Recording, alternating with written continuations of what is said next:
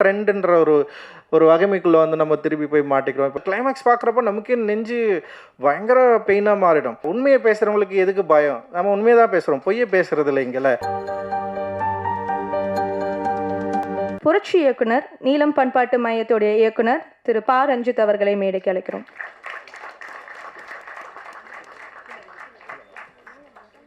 Okay, Jai Bhim. ரொம்ப மகிழ்ச்சி.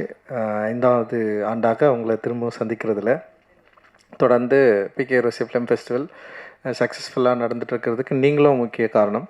நீங்கள் ஃபர்ஸ்ட் இயர் நம்ம ஸ்டார்ட் பண்ணுறப்போ நீங்கள் எங்களுக்கு வந்து ஆதரவு தரலைன்னா இப்படி ஒரு இனிஷியேட்டிவ் வந்து தொடர்ந்து நடந்துட்டு இருக்காது. ஸோ அதுக்கு உங்களுக்கு முதல்ல நான் நன்றியை தெரிவிச்சுக்கிறேன். எல்லாருக்குமே ரொம்ப ரொம்ப நன்றி ஆக்சுவலி. அண்டு இன்றைக்கி இந்த ஸ்டேஜை பகிர்ந்துக்கிற எல்லா திரைக்கலைஞர்களுக்கும் என்னுடைய மனமார்ந்த நன்றியை நான் தெரிவிச்சுக்கிறேன். உங்களோட சப்போர்ட் ரொம்ப ரொம்ப அவசியம். நீங்கள் தொடர்ந்து நம்ம பேசுகிற அரசியலை சரியாக புரிந்து கொண்டு நம்ம கூட இருக்கிறது வந்து ரொம்ப ரொம்ப முக்கியமானதாக நான் நினைக்கிறேன். அந்த வகையில் இங்கே வந்திருக்கிற எல்லாருக்குமே என்னுடைய நன்றி. பசுபதி அண்ணனுக்கு அவரோட லவ்வுக்கு ரொம்ப நன்றி. ஆர் சீனிவாசன் தோழரை வந்து நான் ரொம்ப நாளாக பார்த்துட்ருக்கேன். அவருடைய டாக்குமெண்ட்ரிலாம் நதியின் ஓலம் தானே தோழர், அதை பார்த்துட்டு நான் வந்து அழுதுட்டு அப்படியே வெளியே ஓடினேன். என்னால் வந்து அந்த டாக்குமெண்ட்ரி பார்த்துட்டு என்னால் அமைதியாக இருக்க முடியல. அது அப்புறம் ஆனந்த் பட்வர்த்தனுடைய ஜெய்பீம் சொல்லிட்டு ஜெய்பீம் காம்ரேட்னு நினைக்கிறேன். ஸோ அந்த மாதிரி நிறைய டாக்குமெண்ட்ரிஸ் வந்து என் லைஃப்பை வந்து ரொம்ப முக்கியமான ரோல் பண்ணியிருக்கு. அதாவது லைவ் ஆக்ஷன் படத்தை விட இந்த ஃப்யூச்சர் லென்த்தை விட வந்து டாக்குமெண்ட்ரிஸ் தான் எனக்கு வந்து பயங்கரமாக நிறைய உண்மையை வந்து ரொம்ப நெருக்கமாக எனக்கு சொன்னதுன்னா வந்து டாக்குமெண்டேஷன் சொல்லலாம். நிறைய டாக்குமெண்டரிஸ் ஃபிலிம்ஸை வந்து நான் பார்த்துருக்கேன், தேடி தேடி பார்த்துருக்கேன். அதை எப்படி ஹேண்டில் பண்ணியிருக்காங்க, எப்படி சொல்லியிருக்காங்க, அதோட ஸ்ட்ரக்சரான கதை உலகம், அதோட உண்மைத்தன்மை என்னை வந்து ஒரு ரொம்ப அதை நோக்கி நகர ஆரம்பித்தது. ஸோ அப்படி தான் இப்போ நான் அந்த ஃபிலிம் ஃபெஸ்டிவல் அட்டன் பண்ணுறப்போ டாக்குமெண்ட்ரிஸாக இருக்கும், இல்லை ஷார்ட் ஃபிலிமாக இருக்கும், இல்லைன்னா வேர்ல்டு மாஸ்டர்ஸோட ஒர்க்கை பார்க்குறப்போ தான் எனக்கு சினிமா பண்ணணுன்னு ஆசையே வந்தது. சரி, ஓகே, நம்மளும் வந்து சினிமா பண்ணலாம். ஏன்னா இவ்வளோ காத்திரமாக ஒரு அரசியல் பேசுகிற திரைப்படங்களை எடுத்து மக்கள்கிட்ட கொண்டு போய் சேர்க்க முடியும்னு சொல்லிட்டு நம்பிக்கையை கொடுத்தது இந்த மாஸ்டர்ஸ் தான். ஸோ அதனால் அவங்கக்கிட்டேருந்து நான் இன்ஸ்பயர் ஆகிட்டு தான் நான் வந்து சரி, ஓகே, நம்மளும் இப்படி ஒரு படம் பண்ணலாம். தமிழ் சினிமாவில் ஒரு தலித் இஷ்யூஸ் பேசுகிற படங்களை நம்ம ஏன் உருவாக்கக்கூடாது, நம்ம உருவாக்கலாம் அப்படின்னு ரொம்ப ஒரு காத்திரமான முடிவோடு ரொம்ப கான்ஃபிடெண்ட்டாக என்னுடைய அறிவை அப்புறம் பாஷா அம்பேத்கரை நம்பி அவர் கொடுத்த அறிவை நம்பி நான் வந்து உள்ளே வந்தேன். ஸோ அது ஒரு எக்ஸ்போஜர் எனக்கு கொடுத்தது. வெறும் படமாக மட்டும் இல்லாமல் மக்களுடைய மிகப்பெரிய நம்பிக்கை எனக்கு கொடுத்தது.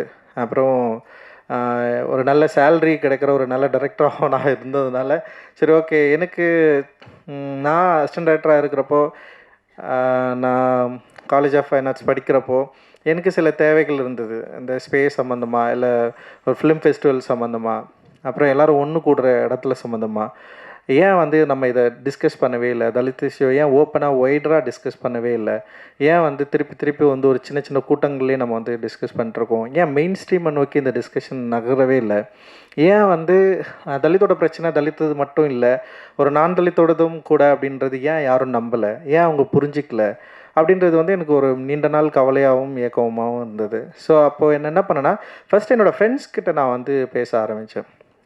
இதுதான் ஸோ நான் இதை பற்றி தான் பேசுகிறேன், ஸோ நம்ம இதை பற்றி பேசுவோம். அப்படி இருக்கிறப்போ வந்து ஃபர்ஸ்ட்டு சம்டைம்ஸ் வந்து எனக்கு என்னென்னா, அவங்க ஃப்ரெண்ட்ஸ் ரிஜிடாக இருப்பாங்க, இல்லை நம்முடைய லாங்குவேஜ் கொஞ்சம் பிரச்சனையாக இருக்கும். என்னோடய காலேஜ்லேயே நிறைய பிரச்சனை நடக்கும்.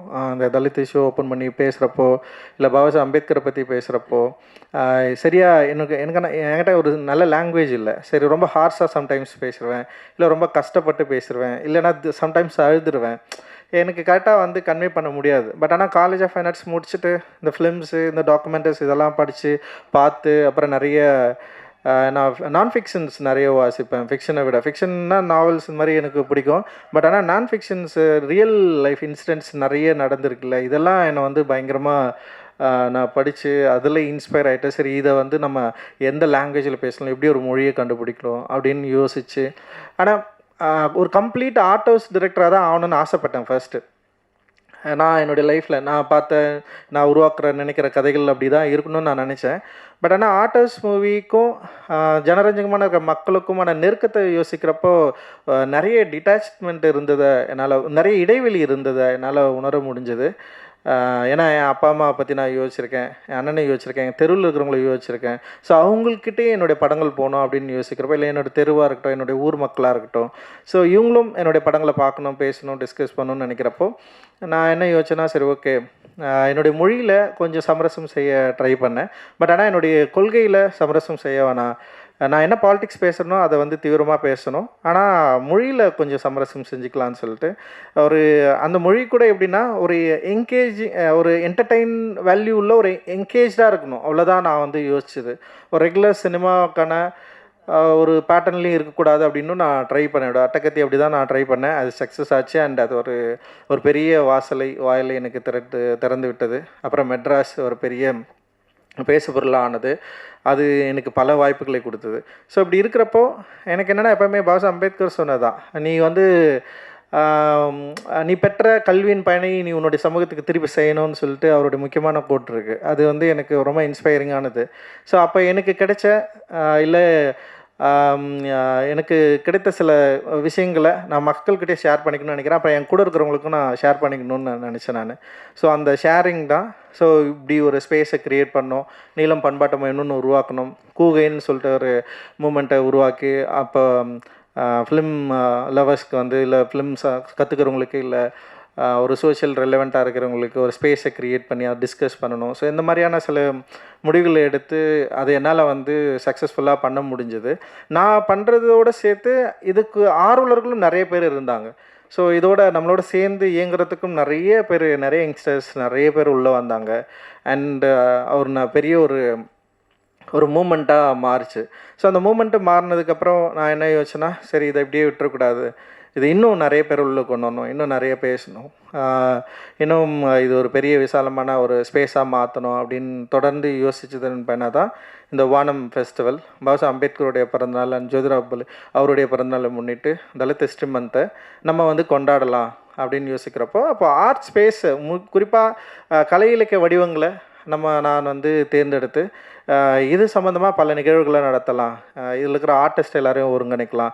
ஸோ என்றைக்குமே நான் ஆர்ட்டு தான் ரொம்ப முக்கியமானது, ரொம்ப பவர்ஃபுல்லாக நான் நினைக்கிறேன். நான் ஆக்சுவலி என்னோட 20வது வயதில் நான் அதை கண்டுபிடிச்சேன். ஆக்சுவலி அது வரைக்கும் எனக்கு தெரியாது ஆர்ட்டுக்கு இவ்வளோ வேல்யூ இருக்குது அப்படின்லாம் தெரியாது. என்னோடய காலேஜ் ஆஃப் ஃபைன் ஆர்ட்ஸ் உள்ளே நுழைஞ்சதுக்கப்புறம் நான் பெயிண்டிங் தான் வரைஞ்சேன், பெயிண்டிங் வரைகிறோன்னா தான் உள்ளே இருந்திருந்தேன். ஆனால் ஃபிலிமை பார்த்தோன்னே எனக்கு வந்து அதோட பயங்கர பவர்ஃபுல் டூலாக எனக்கு வந்து அது தெரிஞ்சுது. அதுக்கப்புறம் தான் தெரிஞ்சது நாட் ஒன்லி ஃபிலிம், அப்புறம் இப்போ கவிதை எழுதுறதா இருக்கட்டும், நாவல் எழுதுறதா இருக்கட்டும், இல்லை அது மாதிரி எழுத்தாளர்களாக இருக்கட்டும், இல்லை வந்து ஓவியர்கள், அது மாதிரி புகைப்பட கலைஞர்கள். ஸோ எல்லாருமே ஒவ்வொரு ஸ்பேஸில் பயங்கர பவர்ஃபுல்லாக இருந்திருக்காங்க. அவர்கள் பல போரை நிறுத்துவதற்கான ஆயுதமாக இருந்திருக்கிறாங்க. பல மக்களை வந்து தீவிரமாக அதிகாரத்துக்கு எதிராக, பாசிஸ்டுகளுக்கு எதிராக கிளந்தரக்கூடிய சக்தி படைத்தவர்களாக இருந்திருக்கிறாங்க. ரொம்ப ரொம்ப முக்கியமான ஒரு ரோலை வந்து பண்ணியிருக்காங்க ஆக்சுவலி. ஸோ அது எனக்கு ரொம்ப முக்கியமாக எனக்கு தோணுச்சு. அண்டு மக்களோட ரொம்ப நெருங்கிய உறவும் இருக்கிறது வந்து ஆர்டிஸ்ட்டுக்கு அப்படின்னு நான் நினைக்கிறேன். ரொம்ப சைக்காலஜிக்கலாக ஆர்ட் வந்து மக்கள்கிட்ட பயங்கரமாக ரிலேட் பண்ணுது, அவங்கள யோசிக்க வைக்குது, அவங்களுடைய தொடர் சிந்தனையிலேருந்து மாற்றி வேறு ஒரு நல்ல முற்போக்கான விஷயங்களை நோக்கி நகர்த்துது அப்படின்றதுல எனக்கு ஒரு பெரிய நம்பிக்கை இருந்தது. ஸோ அதனால தான் இந்த ஆர்ட் ஸ்பேஸை வெறும் சினிமா மட்டும் இல்லாமல் பல கலை வடிவங்களை வந்து நம்ம அதில் சேர்த்துக்கணும், எல்லாத்தையும் மக்கள்கிட்ட இந்த ஸ்பேஸை மக்கள்கிட்ட ரிலேட் பண்ணி அவங்கக்கிட்ட கொண்டு போய் கொடுக்கணும். இந்த ஆர்டிஸ்ட்டுக்கும் மக்களுக்குமான இடைவெளியை முதல்ல குறைக்கணும் அப்படின்னு நான் நினச்சேன். ஸோ அப்படி இருக்கிறப்ப தான் ஸோ இந்த மாதிரி ஃபெஸ்டிவல்ஸை வந்து நம்ம வந்து ஒருங்கிணைக்கலாம்னு யோசிச்சு ஓவிய exhibition, painting exhibition and photo exhibition and play அப்படின்னு சொல்லிட்டு எல்லாத்தையும் வந்து பிரித்து வந்து நம்ம பண்ணுறோம். And literary festival. ஸோ இப்படி பண்ணுறப்போ ஸோ ஒவ்வொரு ஆர்ட்லேயும் இருக்கிற கலைஞர்கள் முக்கியத்துவம் பெறுறாங்க. அவங்க பேசுகிறது வந்து மக்கள்கிட்ட கொண்டு போய் சேர்க்கறதுக்கு நம்ம வந்து ட்ரை பண்ணுறோம். அண்டு பல வடிவங்களில் இது ஒரு விவாதமாக மாறுது. வெறும் இப்போது என்னென்னா காஸ்ட் அப்படின்றது வந்து எதுவும் ஒரு குழுவினருக்கான பிரச்சனை மட்டும் இல்லை, ஒட்டுமொத்த மக்களுக்கான பிரச்சனைன்றதை சொல்கிறதுக்கு தான் இவ்வளோ ட்ரை பண்ணுறோம் நம்ம. இது இது இது சொல்கிறதுக்கு இவ்வளோ கஷ்டப்பட வேண்டியது இருக்குது. ரொம்ப சாதாரணமான விஷயம் அது ஆக்சுவலி. பட் ஆனால் நம்ம அப்படி ஒரு காலகட்டத்தில் அப்படி தான் வாழ்ந்துட்டுருக்குறோம். நம்ம மக்கள் அப்படி ஒரு நம்பிக்கைகள் இருக்கிறாங்க. அந்த நம்பிக்கைகளை உடைக்கிறதுக்கு இவ்வளோ நமக்கு வந்து தேவைப்படுது. அது ஓணம் ஃபெஸ்டிவல் மூலமாக இத்தனை ஆர்ட் ஃபார்மை பயன்படுத்துகிறது மூலமாக சாத்தியப்படுத்த முடியும். உங்களால் நான் வந்து நம்புகிறேன். நிச்சயமாக நம்மளால் வந்து சாத்தியப்படுத்த முடியும் அப்படின்னு நான் நினைக்கிறேன். அண்ட் இன்னொரு விஷயம் என்னென்னா, நம்ம இப்போ சிந்தனை மாற்றம், ரசனை மாற்றம்னு சொல்லிட்டு தோழர் வந்து சொன்னாலும் ரொம்ப ரொம்ப முக்கியமானது. நம்ம என்ன சினிமா எடுக்க போகிறோம் அப்படின்றத யார் சூஸ் பண்ணுற இடத்துல இருக்கிறாங்க அப்படின்னா, ட்ரெண்டுன்ற ஒரு வகைமைக்குள்ளே வந்து நம்ம திருப்பி போய் மாட்டிக்கிறோம். இப்போ நம்ம பசங்க எல்லாருமே வந்து ஃபிலிம் இப்போ வந்து படம் பண்ண ஆரம்பிக்கிறப்ப என்னென்னா, சமீபத்தில் ட்ரெண்டு என்னவா இருக்குது அப்படின்னா, இப்போ வேறு மாதிரி ட்ரெண்ட் போயிட்டுருக்கு. ஸோ எல்லாம் என்ன பண்ணுறோன்னா அந்த மாதிரி யோசிக்க ஆரம்பிச்சிடும். பட் ஆனால் இப்போ நம்ம பார்க்குற ஃபிலிம் மேக்கர்ஸ் யாருமே ட்ரெண்டை ஃபாலோ பண்ணவங்க கிடையாது. இப்போ நீங்கள் வந்து இன்றைக்கி வந்து ரிலீஸ் பண்ண முடியல. இப்போது ரெயின் குக்லருடைய ஃப்ரூட் வேலி ஸ்டேஷன் எத்தனை பேர் பார்த்துருக்கீங்கன்னு தெரில. அவர் ட்ரெண்டை ஃபாலோ பண்ணல. அவர் ரொம்ப ஒரு முக்கியமான ஒரு ஃப்ரூட் வேலி ஸ்டேஷனில் நடந்த ஒரு இன்சிடெண்ட்டை ரொம்ப உயிராக பயங்கரமாக எடுத்திருப்பார். அது பார்த்திங்கன்னா அந்த கிளைமேக்ஸ் பார்க்குறப்ப நமக்கே நெஞ்சு பயங்கர பெயினாக மாறிடும். பட் அவர் தான் இன்றைக்கி வந்து சின்ன ஒரு படம் எடுத்திருக்காரு. இப்போ ஒரு வேஸ்டான ஒரு அங்கேருந்து எவ்வளோ தூரம் வந்திருக்காரு பாருங்களேன். ரெயின் குக்லரை தயவு செஞ்சு நீங்கள் வந்து பார்க்கணும். அவரோட கான்ஃபிடென்ட், அவரோட லாங்குவேஜ் கூட இன்றைக்கி வரைக்கும் மாற்றல அவர். நீங்கள் ஆஸ்கர் வாங்கினதுக்கப்புறம் அவர் பேசுகிற அந்த லாங்குவேஜ் இருக்குல்ல, அது செம ஸ்டைலாக இருக்கும். பட் ஆனால் அது என்னென்னா ரொம்ப கலோக்கியலானது. அந்த டைலாக்டே ரொம்ப வந்து என்னென்னா பிளாக்ஸோட டைலாக்னாவே ரொம்ப இழிவானது. பட் ஆனால் அவர் சேஞ்ச் பண்ணவே இல்லை. பயங்கர கெத்தாக ஸ்டைலாக அப்படி போயிட்டு இவனை கூப்பிட்டு அவன் ஆக்டரை கூட நிற்க வச்சு அந்த அவார்டு வாங்கி அப்படி நின்று அவர் சொல்கிறாரு வந்து என்னோடய கல்ச்சர் அப்படின்றது வந்து அது ஒரு லெகசி அப்படின்னு சொல்கிறாரு அவர். அது வந்து அது அது அது எங்களுடைய சொத்துன்னு சொல்கிறாரு. அந்த கல்ச்சர் வந்து என்னோடய சொத்து அப்படின்னு சொல்லிட்டு என்னென்னா, சின்னஸ் படத்தோடைய ஒட்டுமொத்த உரிமத்தையும் அவர் ஓன் பண்ணுறாரு. இது என் படம், நான் எவனுக்கும் கொடுக்க மாட்டேன். ஒரு ப்ரொடியூசர் கூட நான் தரமாட்டேன்னு சொல்லிட்டு எழுதி வாங்கிக்கிறார். இது ஏன்னா எங்களுடைய சொத்து, கருப்பர்களுடைய சொத்துன்னு சொல்கிறார். அது ஒரு பயங்கரமான ஸ்டேட்மெண்ட் ஆக்சுவலி. ஸோ வந்து அது அவர் என்னோடய சொத்தை நான் விட அந்த படமும் அதுதான் பேசுது. அப்ராப்ரியேஷன் பற்றி பேசுது. அதாவது கலை வந்து எப்படி நம்மக்கிட்டேருந்து எடுத்துக்கிறாங்க, இதை எப்படி வந்து மற்றவங்க யூஸ் பண்ணிக்கிறாங்க, அது வந்து அதோட ஒரு உன்னதத்தை வந்து நம்ம எப்படி வந்து கடைசி வரைக்கும் ஹோல்ட் பண்ணுறது அப்படின்றத பற்றி தான் அந்த படம் வந்து பேசுது. அண்ட் ரெயின் குக்லரு அமெரிக்கா, அவருக்கு பிளாக் பேந்தர் மாதிரியான பயங்கரமான ஒரு படம் எடுத்தவர், சின்னஸ்ன்னு ஒரு படம் எடுக்கிறாருல்ல. ஸோ அது ட்ரெண்டு கிடையாதுல்ல அது. அப்போ அவர் நம்புகிற ஒரு சினிமா, நம்புகிற வாழ்க்கையை, அவருடைய ரசனை இருக்குல்ல, அந்த ரசனை வந்து இன்றைக்கி உலகெங்கும் கொண்டாடுற ஒரு ரசனையாக எப்படி மாறுது அப்படின்றது ரொம்ப ரொம்ப முக்கியமானது. அதனால் நான் உங்ககிட்ட சொல்லிக்க விரும்புகிறது இதுதான். இந்த ட்ரெண்ட் செட்டோ இல்லை வந்து இங்கே நடக்கிற இந்த சந்தை உலகத்தில் இருக்கிற சினிமாவுக்குமான ஒரு இடம் இருக்குல்ல, அது இல்லாமலே நம்மளால் வந்து புழங்க முடியும், இல்லாமலே நம்மளால் வெற்றி அடைய முடியும். நம்முடைய சொல்ல விரும்புகிற கருத்தோடைய அந்த உயிர்த்தன்மையை நம்ம சரியாக புரிஞ்சுக்கிட்டோன்னா, அந்த சினிமா மொழியை நம்ம சரியாக கற்றுக்கிட்டோன்னா, நிச்சயமாக எல்லாரும் கொண்டாடப்படுகிற ஒரு சினிமா நம்மளால் எடுக்க முடியும். ஏன்னா இங்கே மக்கள் வந்து ரொம்ப ஓப்பனாக தான் இருக்கிறாங்க. இப்போது என்ன தான் நான் வந்து ஒரு தலித்து பேக்ரவுண்ட்லேருந்து வந்திருந்தாலும், நான் மேடைக்கு நான் தலித் நான் சொல்லிக்கிட்டாலும், புரியுதா அவங்களுக்கு? நான் அப்படி சொல்கிறதன் மூலமாக கூட எனக்கு வந்து நிறைய ஒதுக்குதல் நிகழலாம். ஆனால் தியேட்டரில் அப்படி ஒரு ஒதுக்குதலை நான் பார்க்கவே இல்லை இப்போ வரைக்கும். அப்படி இல்லைன்னா நான் இவ்வளோ தூரம் வந்திருக்க முடியாது, என்னுடைய படங்கள் இவ்வளோ வெற்றி பெற்றிருக்க முடியாது, என்னோடய ப்ரொடக்ஷன் படங்கள் இவ்வளோ வந்திருக்க முடியாது. இதில் பாதி பேர் வந்து என்னுடைய தயாரிப்பில் வந்தவங்க தான். ஸோ அதனால் வந்து ஏன் நான் சொல்கிறேன்னா, பயப்பட வேண்டிய அவசியமே இல்லை. உண்மையை பேசுகிறவங்களுக்கு எதுக்கு பயம்? நம்ம உண்மையை தான் பேசுகிறோம், பொய்யை பேசுகிறது இல்லை இங்கேல. ஸோ அதுதான் என்னுடைய மிகப்பெரிய தாட்டே. ஸோ அதனால் நான் உங்ககிட்ட என்ன சொல்ல விரும்புகிறேன்னா, ஸோ இந்த ஃபெஸ்டிவலை, ஸோ இந்த மாதிரியான ஸ்பேஸை, ஸோ இப்படி ஒரு மூமெண்ட்டை இல்லை இப்படி ஒரு டிஸ்கஷனை நம்ம சரியாக புரிஞ்சிக்கணும். ஸோ எது நமக்கு தேவை, எது நமக்கு தேவையில்லை, நம்ம எதை நோக்கி நம்ம போகிறோம், எந்த சினிமாவை நம்ம கட்டி எழுப்ப போகிறோம், எந்த சினிமாவை மக்களுடைய ரசனையாக நம்ம மாற்ற போகிறோம். மக்களுக்கு வந்து எனக்கு ரொம்ப ஆச்சரியம், இங்கே பராசக்தியும் பார்த்தாங்க, உதிரிப்பூக்களும் பார்த்தாங்க. அண்ட் ஒவ்வொரு காலகட்டத்திலையும் மிக சீரியஸான ஃபிலிம்ஸ் வந்து இங்கே பயங்கரமாக சக்ஸஸ்ஃபுல்லாக மாறி இருக்கு. வீடு வந்து பார்த்தாங்க இங்கே. அண்ட் வந்து அவ்வளோ சீரியஸான படங்கள் எப்படி சக்ஸஸ் ஆச்சுன்னு ஒரு கேள்வி தமிழ் சினிமா மக்கள் ரசிகர்கள் மேலே வைக்கிறப்போ, அவங்க என்றைக்குமே இப்போது நம்ம மாதிரியான திரைப்படங்களை வந்து கைவிடுறதுக்கு அவங்க தயாராகவே இருந்ததில்லை. அவங்ககிட்ட நம்ம கரெக்டாக கொண்டு போய் சேர்த்துட்டோம்னா பயங்கரமாக செலிப்ரேட் பண்ணியிருக்காங்க.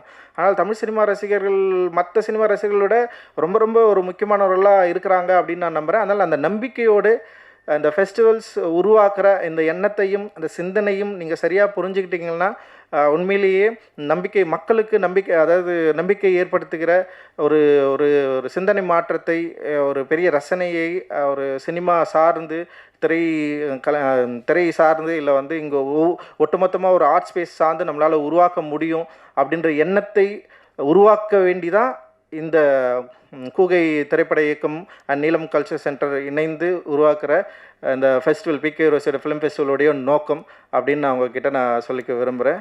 அண்ட் ரொம்ப நன்றி நீங்கள் தொடர்ந்து ஆதரவு தெரிவிக்கிறதுல.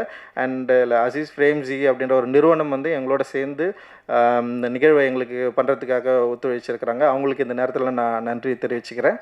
அண்டு அருண் கார்த்திக் என்னுடைய நன்றி. கியூரேட்டராக ரொம்ப பிடிவாதமான ஒரு கியூரேட்டர் அவர்.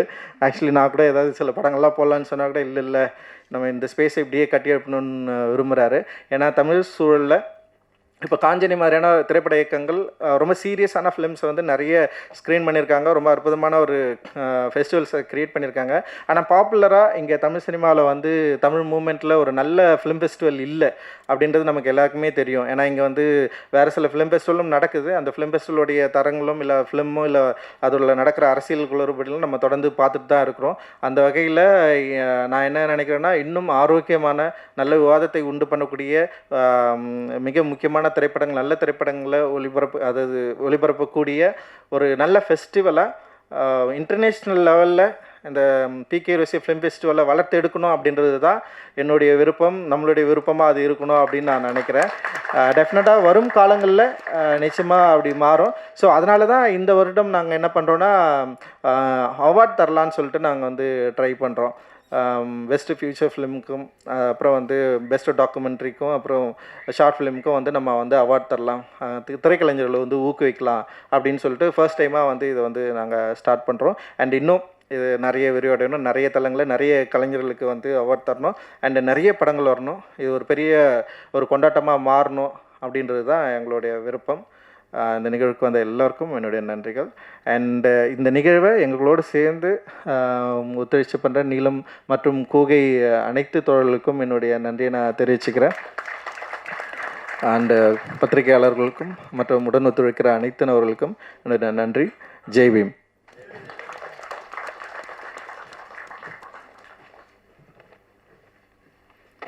Thank you sir.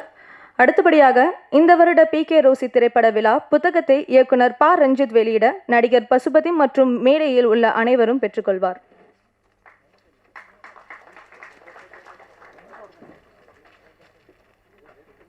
ஆக்சுவலி வந்து ஒன்றே சொல்ல மறந்துட்டேன். இந்த சென்சார் பிரச்சனைனால இன்றைக்கி லிஸ்ட்டில் இருந்த சில படங்களை நம்மளால் ஸ்க்ரீன் பண்ண முடியல. ஏன்னா வந்து சில சட்டத்திட்டங்கள் இருக்குது ஃபெஸ்டிவல்ஸ்க்காக.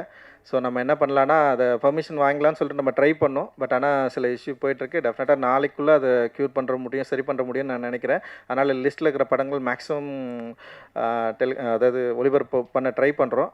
ஆனால் அப்படி இல்லைனாலும் ஷார்ட் அண்ட் டாக்குமெண்ட்ரி ஃபிலிம் வந்து டெஃபினட்டாக நம்ம கோத்தே இன்ஸ்டியூட்டில் வந்து நம்ம பார்க்கலாம். இங்கே பார்க்க முடியாத படங்கள் அதுக்கு. ஆனால் இங்கே திரையிட முடியலன்னா மற்ற திரைப்படங்களில் இங்கே திரையிடுறதுக்காக நாங்கள் முயற்சிக்கிறோம். And really sorry, next year இந்த தப்பு இல்லாமல் நாங்கள் பார்த்துக்குறோம். தேங்க்யூ. ஜெய்வேல்.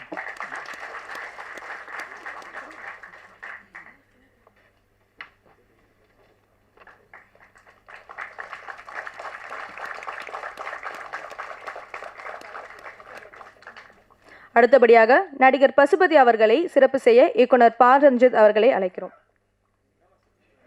புத்தகம் கொடுத்து சிறப்பு செய்யணும் சார். அடுத்தபடியாக இயக்குனர் லெனின் பாரதி அவர்களை சிறப்பு செய்ய இயக்குனர் ரஞ்சித் மற்றும் நடிகர் பசுபதி அவர்களை அழைக்கிறோம்.